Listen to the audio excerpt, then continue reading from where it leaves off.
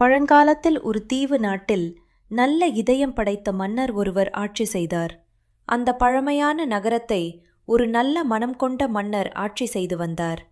ஆனால் அறிவும் அனுபவமும் குறைவானவர். அந்த நகரம் மிக அழகாகவும் செழிப்பாகவும் இருந்தது. நகரத்துக்கு அருகில் ஒரு பெரும் ஆறு பாய்ந்து கொண்டிருந்தது. மன்னர் பெரும்பாலும் அரண்மனையில் உள்ள நீச்சல் குளத்தில் பெண் சேவகிகளுடன் நீந்தி மகிழ்வார். விரும்பிய அளவு உணவு உண்டு சுகமாக உறங்கி கவலையில்லாத வாழ்க்கையை வாழ்ந்து வந்தார்.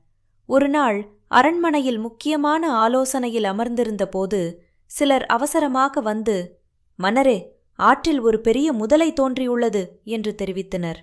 அந்த முதலை, "யாராவது ஒருவன் தானாக வந்து என் வாய்க்குள் நுழைந்து என் பசியை தீர்த்து விடுங்கள், இல்லாவிட்டால் எல்லோரையும் கொல்வேன்" என்று அது கூறியது. மக்களை அச்சுறுத்துகிறது என்றும் கூறினர். தன் நாட்டு மக்கள் யாரையும் இழக்க விரும்பாத மன்னர் தானே முதலைவின் வாய்க்குள் போய் பலியானார்.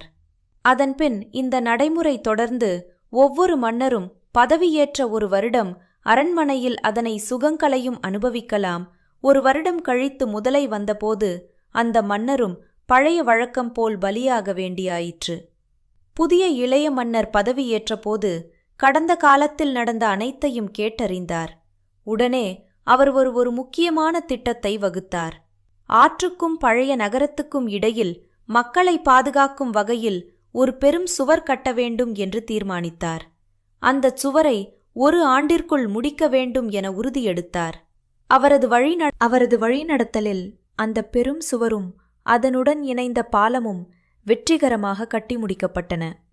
ஒருநாள் முதலை மீண்டும் ஆற்றை நோக்கி வந்தது. நகரை நோக்கி செல்வதற்காக அந்த பெரும் சுவரை ஏற முயன்றது. ஆனால் உயரமான சுவரில் ஏற முடியாமல் வழுக்கி மீண்டும் ஆற்றில் விழுந்தது. இதனைத் தொடர்ந்து அது அங்கிருந்து விலகிச் சென்றது. மன்னரும் மக்களும் இதைக் கண்டு மகிழ்ச்சியில் திளைத்தனர்.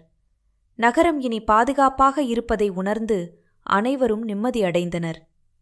ஒருவர் மாற்றத்தை உருவாக்க நினைத்தால் எல்லாமே சாத்தியம்தான்.